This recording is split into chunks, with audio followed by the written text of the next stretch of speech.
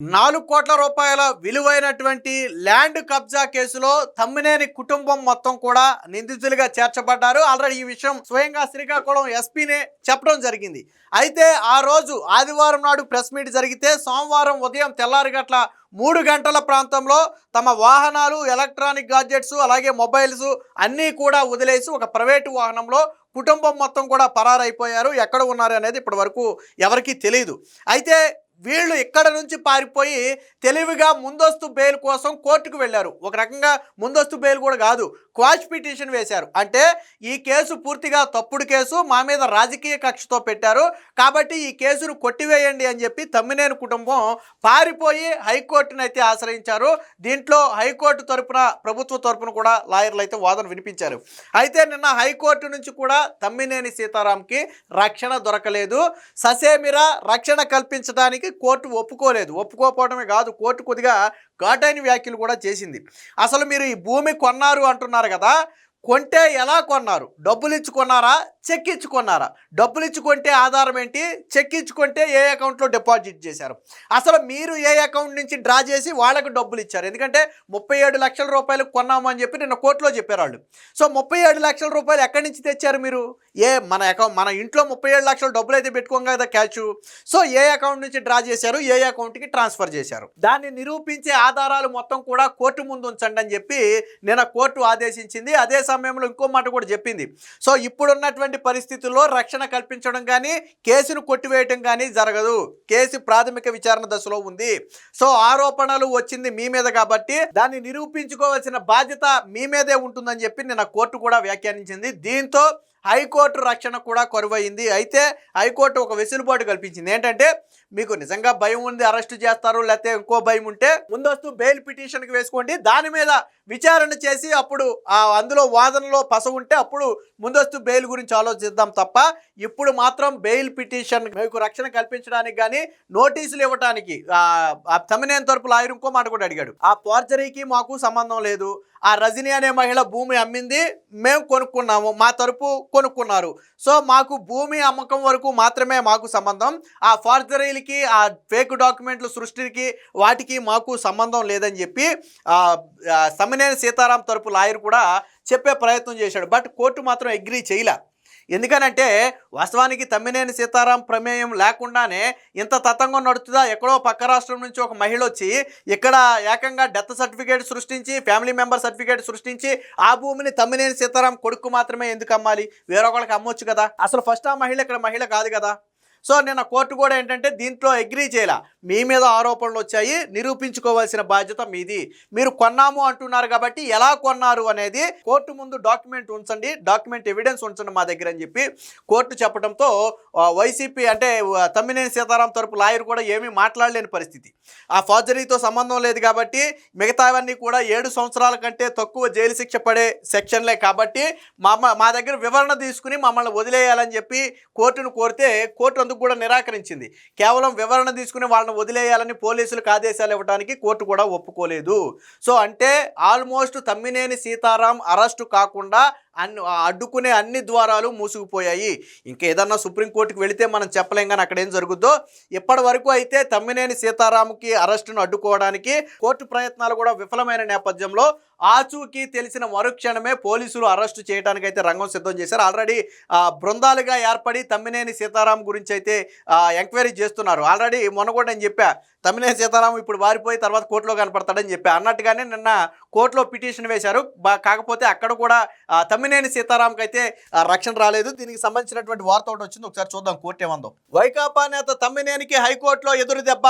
మీకు మీ కుటుంబ సభ్యులకు అరెస్టు నుంచి రక్షణ కల్పించలేం. డబ్బులు ఇచ్చి ఆస్తి కొన్నామని ఆధారాలు చూపించండి. ఫోర్జరీ, అక్రమ రిజిస్ట్రేషన్ కేసులో న్యాయమూర్తి స్పష్టీకరణ. సో విన్నారు కదా, కోర్టు చాలా స్పష్టంగా చెప్పింది.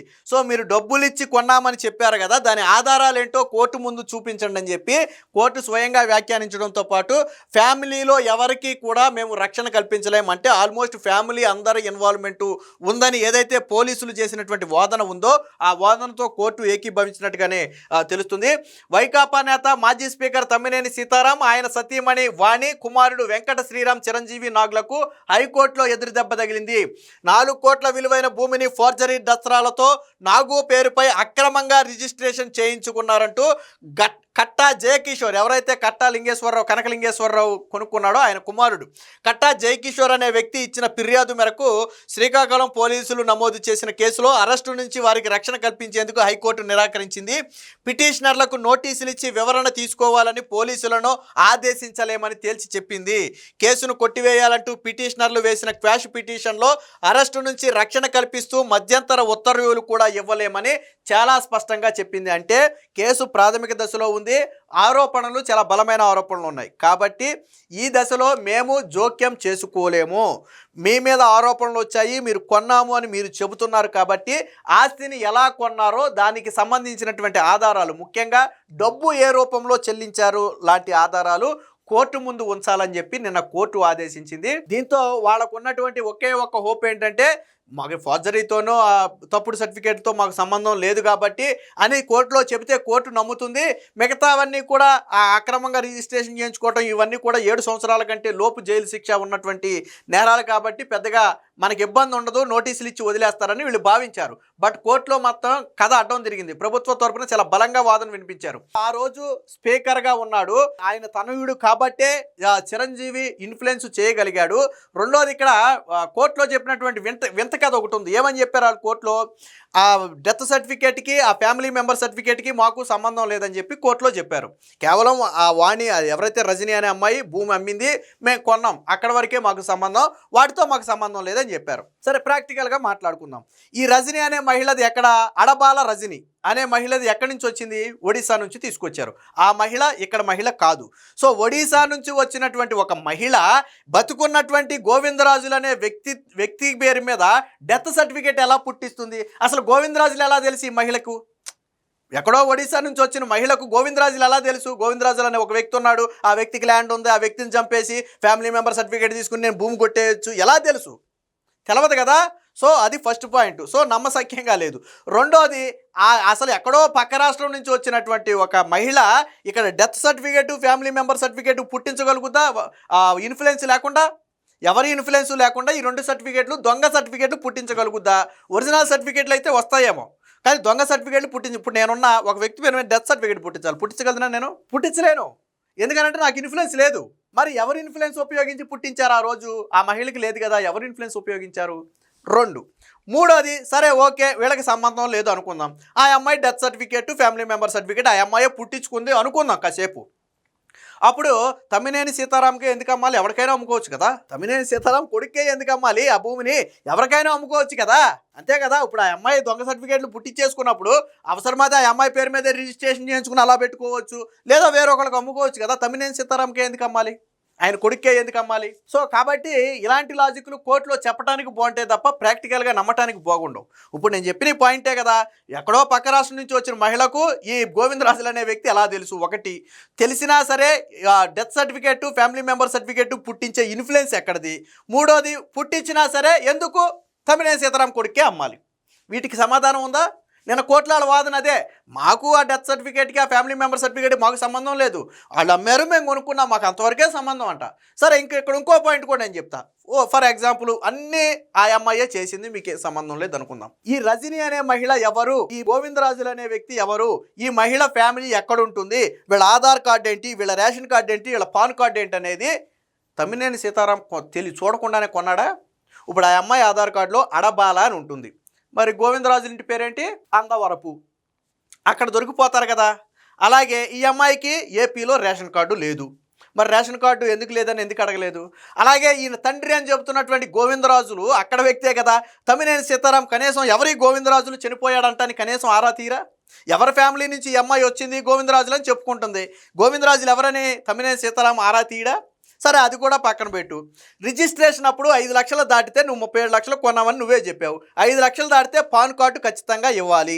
మరి రజనీ అనే మహిళ పాన్ కార్డు ఇవ్వలేదు, ఎందుకు ఇవ్వలేదు? పోనీ పాన్ కార్డు లేదు అనుకుందాం, ఫామ్ నెంబర్ 60 ఫిల్ చేయాలి రూల్ ప్రకారం. ఈ రెండిట్లో ఖచ్చితంగా ఒకటి ఉండాల్సిందే. ఫామ్ నెంబర్ 60 కూడా ఫిల్ చేయలేదు కదా, మరి నువ్వెలాగా రిజిస్ట్రేషన్ చేయించుకున్నావు? నువ్వు నాకు అర్థం కాల.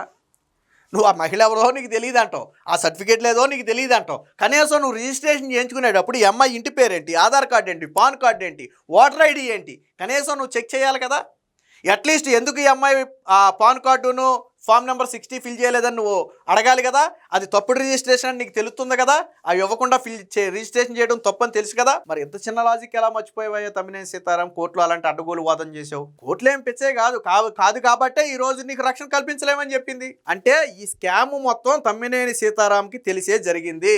ఆ రోజు స్పీకర్గా ఉన్నాడు, పవర్లో ఉన్నాడు కాబట్టి, వాళ్ళ పార్టీ పవర్లో ఉంది కాబట్టి దాన్ని ఉపయోగించి సబ్ రిజిస్టర్, ఎక్కడో పక్క రాష్ట్రం నుంచి వచ్చిన మహిళ సబ్ రిజిస్టర్ని మేనేజ్ చేయగలుగుద్దా? సబ్ రిజిస్టర్ని మేనేజ్ చేయగలుగుద్దా? అసలు ఆ అమ్మాయికి భాష వచ్చో లేదో కూడా మనకు తెలియదు. సబ్ రిజిస్టర్ని ఎలా మేనేజ్ చేస్తుంది? మరి ఎలా చెప్పారు కట్టుకథలు, కోర్టులో కట్టుకథలు ఎలా చెప్పారు నాకు అర్థం కాల. అంటే ఈ మొత్తం కథ వెనకమాల ఉన్నది తమ్మినేని సీతారాం కుటుంబమే. వాళ్ళే ఇన్ఫ్లుయెన్స్ చేశారు, వాళ్ళే మహిళను తీసుకొచ్చారు, వాళ్ళే దొంగ డెత్ సర్టిఫికేట్ పుట్టించారు, వాళ్ళే దొంగ ఫ్యామిలీ మెంబర్ సర్టిఫికేట్ పుట్టించారు, వాళ్ళే దొంగ రిజిస్ట్రేషన్ కూడా చేయించారు. వీళ్ళన్నీ చేయించింది ఆ రోజు పవర్ ఉండబట్టే. నేను కోర్టు కూడా అడిగింది, పోలీసుల్ని లాయర్ని అడిగింది ఏమని, తమ్మినేని సీతారాం కొడుకు పేరు మీద రిజిస్ట్రేషన్ జరిగితే తల్లిదండ్రి అయినటువంటి తమ్మినేని సీతారాంని వాణిని ఎందుకు చేర్చారని అడిగితే వాళ్ళు పోలీసుల తరపు కూడా సమాధానం చెప్పారు. తమ్మినేని సీతారాం ఆ రోజు స్పీకర్గా ఉన్నాడు కాబట్టి, ఆయన పవర్ ఉంది కాబట్టే ఆ పవర్ను ఉపయోగించి చేయగలిగారు తప్ప తమ్మినేని సీతారాం కొడుకే ఉంది చేయడానికి. ఆయన ఎమ్మెల్యేనే ఎంపీనా చేయడానికి కాదు కదా. ఎవరు పవర్లో ఉన్నారు? తమ్మినేని సీతారాం ఉన్నాడు, అంటే తండ్రి ఉన్నాడు. తండ్రి పవర్ను ఉపయోగించే కదా ఇది మొత్తం చేసింది. అందుకనే వాళ్ళని చేర్చామని చెప్పారు. అంటే కుటుంబం మొత్తం కూడా ఈ స్కామ్లో ఇన్వాల్వ్ అయి ఉన్నారు. సో సరే, ఇదంతా కోర్టులో తేలాల్సి ఉందనుకోండి. పోలీసుల దగ్గర అయితే పక్కా ఆధారాలు ఉన్నాయి. కోర్టు కూడా నేను ఏం చెప్పింది, మీరు కొన్నారన్నారు కదా, డాక్యుమెంట్స్ ఏమన్నాయో పట్టరండి అని చెప్పి నిన్న కోర్టు కూడా చెప్పింది. ఈ సంబంధించిన మరొక వార్త కూడా ఉంది, ఒకసారి చూద్దాం. ఒకవేళ అరెస్ట్ చేస్తారని ఆందోళన ఉంటే ముందస్తు బెయిల్ పిటిషన్ వేసుకోవాలని చూసింది. ఆ ఆస్తి విలువ ఎంతకు కొన్నారు, చెక్కు ఇచ్చారా, నగదు బదిలీ చేశారా, స్థలం కొనుగోలుకు సొమ్ము చెల్లించినట్లుగా ఆధారాలను మా ముందుంచి నిజాయితీని నిరూపించుకోవాల్సిన బాధ్యత మీ పైనే ఉంది అని వారికి తేల్చి చెప్పింది. పూర్తి వివరాలతో కౌంటర్ వేయాలని చెప్పి ఇరుపక్షాలను ఆదేశిస్తూ కేసుని ఈ నెల 29కి అయితే వేయటం జరిగింది. సో ఫోర్జరీ ఆరోపణలు చెల్లదన్న పిటిషనర్లు. సో ఇక్కడ వీళ్ళు ఏం చెప్పారు చూడండి. పిటిషనర్ తరపు సీనియర్ న్యాయవాది వాదనలు వినిపిస్తూ శ్రీకాకుళం శివారు చాపారు పంచాయతీ పరిధిలోని భూమిని రజని అనే మహిళ నుంచి తమ్మినేని నాగు కొన్నారు. అందుకోసం వివిధ సందర్భాల్లో 37 లక్షలు చెల్లించారు. సొమ్ము చెల్లించడానికి రిజిస్టర్ సేల్ డీడ్ ఆధారం, మరణ ధృవీకరణ పత్రం, కుటుంబ సభ్యుల ధృవీకరణ పత్రం సృష్టించడంలో పిటిషనర్లకు సంబంధం లేదు కాబట్టి ఫోర్జరీ సెక్షన్లు చెల్లదు. మిగిలిన సెక్షన్లు 7 ఏళ్లలోపు జైలు శిక్షకు వీలున్నవే కాబట్టి బిఎన్ఎస్ సెక్షన్ 35/3 ప్రకారం నోటీసులు ఇచ్చి వివరణ తీసుకునేలాగా పోలీసులను ఆదేశించండి అని కోరారు. పోలీసుల తరపు వాదనలు కూడా వినిపిస్తూ కోట్ల రూపాయల ఆస్తిని కాజేసేందుకు పిటిషనర్లు మరికొంతమందితో కలిసి కుట్రపూరితంగా వ్యవహరించారు. తప్పుడు పత్రాలు సృష్టించడంలో వీరి పాత్ర ఉంది. పిటిషనర్లు క్రిమినల్ చర్యలను సివిల్ వివాదంగా మార్చే ప్రయత్నం చేస్తున్నారని చెప్పి వీళ్ళ తరపున కూడా వాదనలు వినిపించారు. అంటే వాళ్ళు ఎంత చక్కగా చెప్పారు చూడండి. ఆ ఫోర్జరీ సర్టిఫికేట్, ఆ దొంగ సర్టిఫికేట్లు మాకు సంబంధం లేదు, భూమి అమ్మితే మేము కొన్నాం, అంతవరకే మాకు సంబంధం అని చెప్పారు. బట్ కోర్టు అయితే దీన్ని నమ్మే పరిస్థితి అయితే కనపడలేదు. మొత్తంగా తమ్మినేని కుటుంబం మొత్తం కూడా పారిపోయి ఈరోజు కోర్టు నుంచి రక్షణ పొందే ప్రయత్నం అయితే చేసింది. సో అది కూడా విఫలం అవడంతో ఏ క్షణమైనా సరే తమ్మినేని కుటుంబం అరెస్టు జరగవచ్చు అనేది ఇప్పుడు జరుగుతున్నటువంటి ప్రచారం.